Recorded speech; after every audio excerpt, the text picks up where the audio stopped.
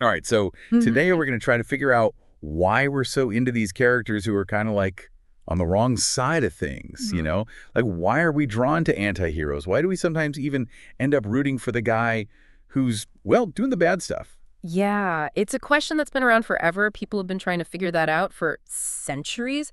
Luckily for us, we've got an academic paper called The Allure of Imperfection to help us out. It's going to guide our deep dives today. The allure of imperfection.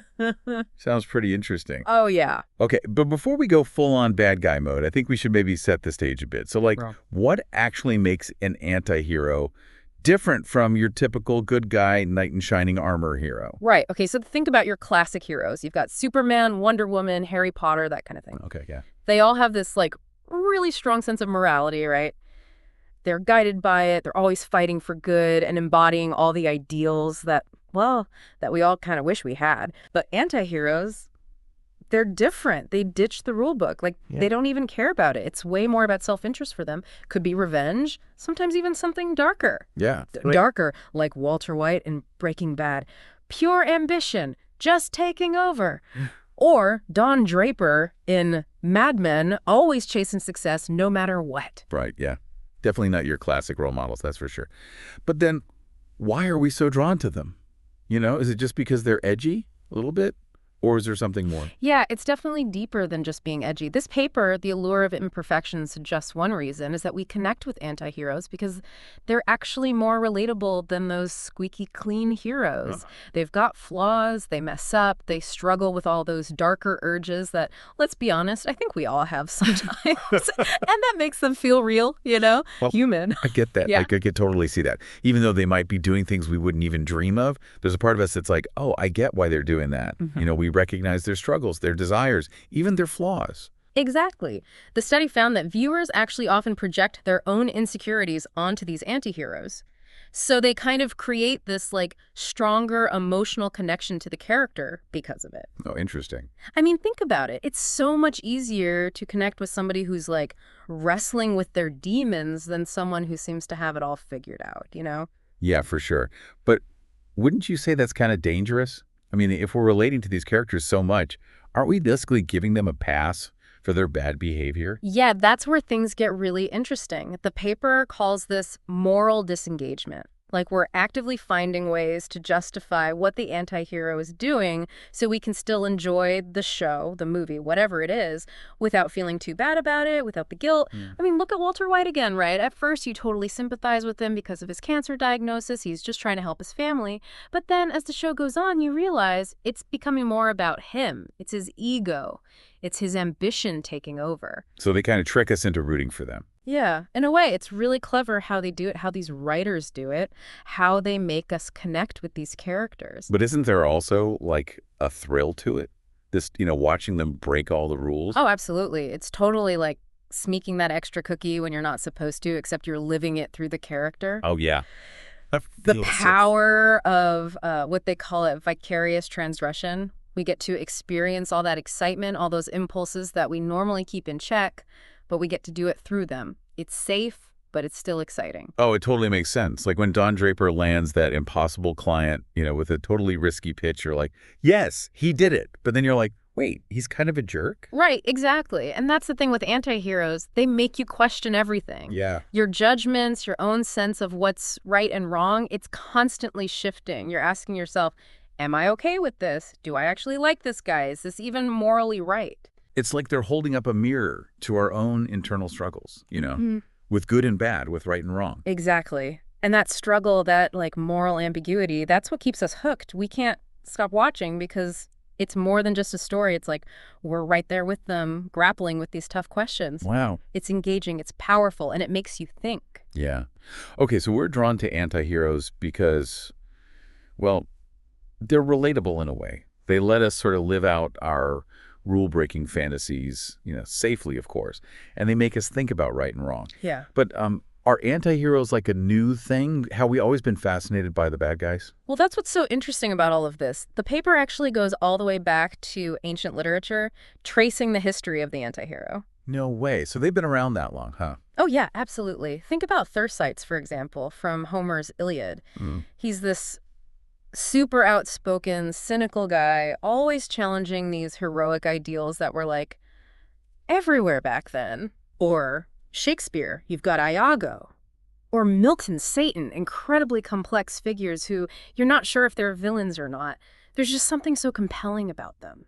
So basically, these morally gray characters, they've been there all along, Yeah. like hiding in plain sight almost. Exactly. And it's not just Western literature either. They pop up in myths and stories across cultures. It's pretty fascinating, actually. Yeah, it's like this thing, it's just part of being human, this fascination with characters who, like, mess with your expectations. Good, bad. It's all blurred.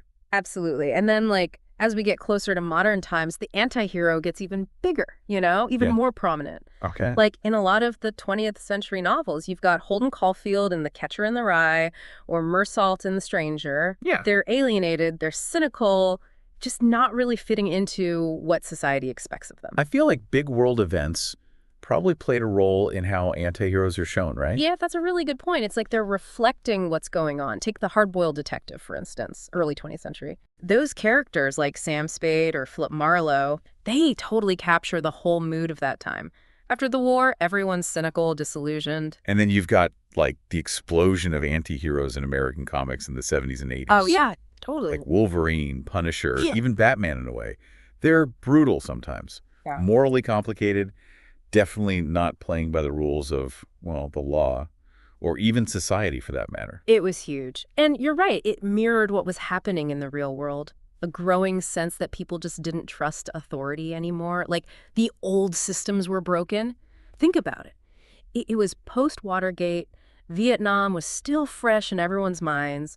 It was a time of huge upheaval. So they're not just entertainment then. Antiheroes are kind of like a sign of the times. Exactly. They show us what's happening beneath the surface, the anxieties and trends that are shaping society. Yeah. And then you get to the 21st century, which some call the golden age of television, right? And anti-heroes are everywhere. Tony Soprano, Walter White, Don Draper, all deeply flawed, doing some pretty terrible things, but we can't stop watching. It's crazy. It makes you wonder why, though. Yeah. Like, why are we so drawn to them now? Is it just better TV shows? Or is there something deeper going on? I think it's got to be more than just good TV.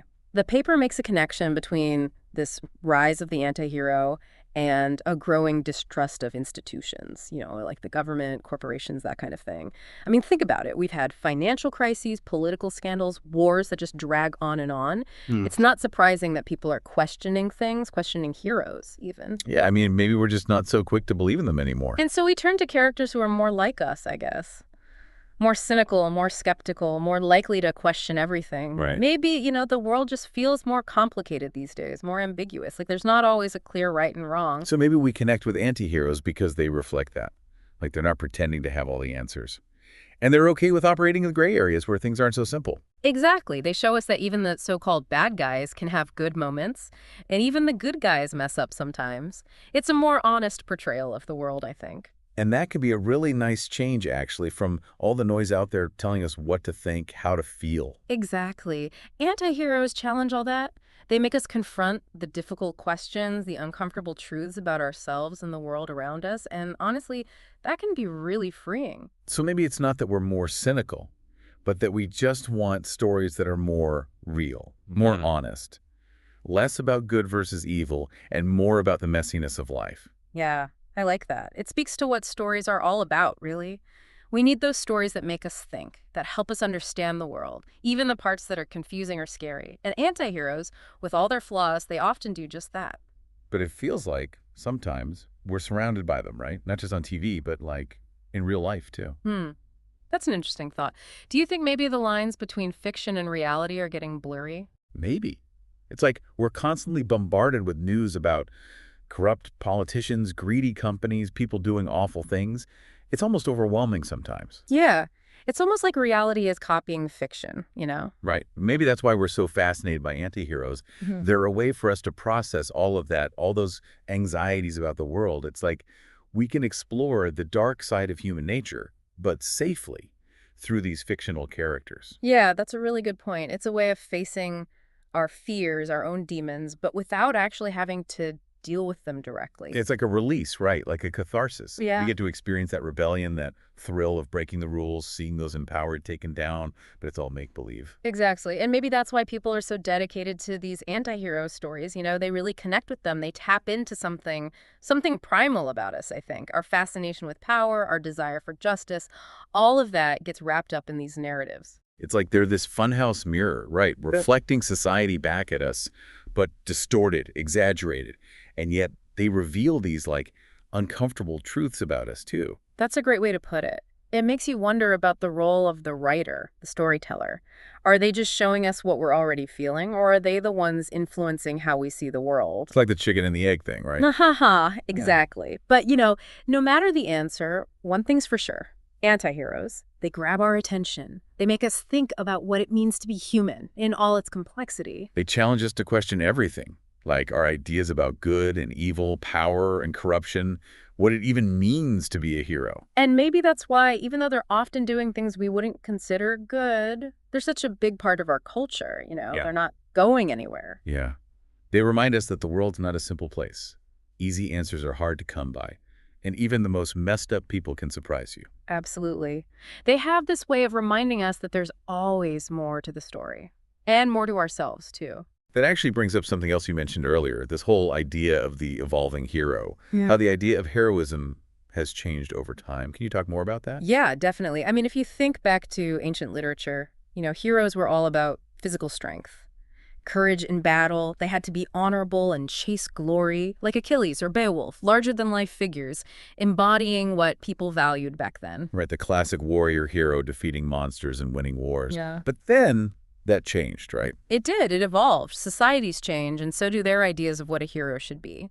When Christianity became more prominent, you had this new focus on virtues like compassion, being humble, sacrificing yourself for others. So the ideal hero changed too. It became less about physical strength and more about moral strength, being a good person. So instead of just beating the bad guy, they were supposed to be virtuous, helping people, protecting the innocent, like Robin Hood, Joan of Arc. Right. And as we move into the modern era, this idea of the hero, it keeps evolving. Now we see heroes who are not only strong and good, but also empathetic and compassionate. They're fighting for social justice. Yeah, they're fighting for equality, for everyone's rights, for a world that's better for all. People like Martin Luther King Jr. or Nelson Mandela. Exactly. And it's really interesting because the antihero actually goes through a similar kind of evolution. The core idea, like the archetype, that's been around forever. But the way it shows up, the specific worries it reflects, those change with society. So the basic traits are the same, like the moral ambiguity, breaking the rules, but how those things actually play out, that changes over time. Yeah. Like, take the Byronic heroes from the Romantic era, Heathcliff and Wuthering Heights, or Mr. Rochester and Jane Eyre. They're brooding, intense outcasts from society. They reject traditional morality, rebels, driven by their passions and demons. And that totally fits with the whole romantic thing, right? Yeah. Individuality, powerful emotions, all of that. Right. Then, in the 20th century, antiheroes get more cynical, more disillusioned, often driven by this kind of existential angst. Yeah, like Holden Caulfield or Travis Bickle from Taxi Driver. Totally alienated, angry, lashing out at the world. Exactly. They're products of their time, reflecting those anxieties, that uncertainty after the war. Disillusioned with traditional values, trying to find meaning in a world that feels kind of absurd. And then in the 21st century, the anti-hero changes again, right? They become more nuanced, more relatable, even more like someone you might actually know. Totally. They're still walking that line, still not afraid to break the rules. But now we're let in a bit more, We see their motivations, their vulnerabilities, what makes them tick. We see the human side of them, the pain, the fear, why they make the choices they do. And that just makes them so much more compelling. Right. It's like we're connecting on a deeper level. And it's interesting to note that this shift happens as society is changing rapidly, too. Technology's exploding, the world's getting smaller, everything's connected. Yeah, it's information overload. You're exposed to so many different cultures and ideas. So maybe we're drawn to characters who are okay with that complexity, that ambiguity, who challenge easy answers. It makes sense, right. And maybe it also has to do with us becoming more self-aware, more aware of our own limitations, our own flaws. As the world gets smaller, as we learn more about everything, we realize we're not perfect either. We make mistakes. We don't always live up to our own ideals. Exactly. And maybe, just maybe, antiheroes offer us a way to deal with that, to explore those dark parts of ourselves without judgment. They give us permission to be imperfect, to accept that life's messy and that there's beauty in the unexpected, even in the darkness. That's a beautiful way to put it. It really highlights the power of stories, doesn't it? To help us understand the world, to connect, to find our place in all of this. So maybe it's not about choosing sides, heroes versus antiheroes. Maybe it's about recognizing that both have something to teach us. Yeah, I think that's a really important point. It's about being open to different perspectives, recognizing that the world isn't black and white, people are complicated, and even in the darkest times, there's always potential for growth, for understanding each other better. And that brings us to another thing that makes antiheroes so fascinating. They're just great for storytelling. Oh, absolutely. Yeah. One of the biggest reasons is they just allow for more complex, more believable characters. Think about traditional heroes, always virtuous, always putting others first. It can feel, I don't know, a little too perfect sometimes. Yeah, like they're not even real. Right, like they exist in this perfect world separate from the struggles we all face. Totally. But anti-heroes, they're flawed. They contradict themselves. They have weaknesses just like us. They make mistakes. They're selfish sometimes. They struggle with their dark side. And that makes them feel real, like someone you might actually know. So by being imperfect, they actually become more believable. Exactly. And because they don't have to always be the good guy, you never really know what they're going to do. It makes the story so much more suspenseful, keeps you engaged. Yeah, keeps you guessing. Will they do the right thing? Will they give in to their darker side? You're on the edge of your seat the whole time. That's the magic of good drama, right? Keeping the audience guessing. That unpredictability, that's what keeps us hooked. And anti-heroes, they're masters of that. And their stories, they can go places that hero stories just can't, right? Like darker, more complex themes. Absolutely. Traditional heroes, with their black and white morality, they tend to exist in a world where good and evil are super clearly defined. But anti-heroes, they operate in the gray areas. They blur those lines, make us question what we believe about right and wrong, make us confront those darker parts of ourselves. It's like they're not afraid to get real, to show us how messy and complicated things can be. And that can lead to some really powerful stories. You get themes of corruption, power struggles, greed, betrayal. It's not always pretty, but it's real. Yeah, and it makes you think. It's not just mindless entertainment. Right. And because anti-heroes often work outside the system, or even fight against it, their stories can be a way of commenting on society, Okay. Like, they can show us hypocrisy, challenge those in power, give a voice to the people who are usually ignored or silenced. So even though they might be doing bad things, they can actually be a force for good. Exactly. They shake things up, they expose what's wrong, and they might even inspire us to try to make things better. And you also said earlier that antiheroes give writers more freedom creatively. Can you talk more about that? Oh, yeah, for sure. Traditional heroes, they can be kind of limiting for writers. They have this strict moral code, always got to do the right thing. It makes their actions pretty predictable. There's not a lot of room for surprises. Right, exactly. But with anti-heroes, all bets are off. They can be totally unpredictable, selfish, morally questionable. It opens up a whole world of storytelling possibilities. Yeah, it's like the writer can explore those darker themes, challenge what we think is right and wrong, create characters that are way more complex, push the boundaries of the genre, things you just can't do with a traditional hero. You got it. And that freedom leads to some really cool, innovative storytelling. Anti-heroes let writers take risks, go against what people expect, create stories that are both entertaining and make you think. So antiheroes aren't just cool characters, they're like pushing storytelling forward too. I think so, yeah. Yeah. They make writers think outside the box, try new things, and that's why we see so many different kinds of anti-heroes these days. In movies, TV, books, video games. Brooding, charismatic, ruthless, sympathetic, all of it. It's like they can be anything, do anything. Yeah. And people all over the world connect with them. It's amazing. And that just goes to show how powerful and adaptable this archetype really is. They challenge us to think critically, to question our biases, to be okay with how complex and messy the human experience can be. And that's why, even though they might be breaking the law or making bad choices, they're such an important part of what we watch, read, and play. They're a reflection of us, in a way. Yeah, I think so. They remind us that the world isn't black and white. Good and evil aren't always easy to define. And even the most flawed people, they can still surprise us. They can still have good in them. Okay, so we've talked a lot about what makes antiheroes so interesting, but I'm kind of curious, do you think who we like Like our favorite anti-heroes, does that see something about us too? Ooh, that's a really good question. It's definitely possible. I mean, the ones we connect with, they probably reflect something about our values, what we believe in, maybe even, those parts of ourselves we don't always like to admit are there. Those hidden parts, that's interesting. Think about it this way. Do you find yourself, cheering for the rebels, the ones who break all the rules? Like Lisbeth Salander from The Girl with the Dragon Tattoo? Or are you more into those brooding, complicated types, like Hamlet or Don Draper? I think I tend to go for the ones who want to be better. You know, the ones who are trying to find a way to redeem themselves, even if it's messy and takes a long time. That's a great point. It suggests maybe you value growth, transformation, Hmm. even when things are tough. Yeah, I never thought about it like that. That's what I love about exploring these characters. It's not just about understanding them, it's about understanding ourselves better too. Yeah, totally. It's like a journey of self-discovery disguised as entertainment. Exactly. And that's what gives these anti-hero stories so much power. They're not just stories, they're like mirrors, reflecting back all those hidden parts of ourselves. So what about you? What kind of anti-heroes are you drawn to? I've always been fascinated by the tricksters. Oh.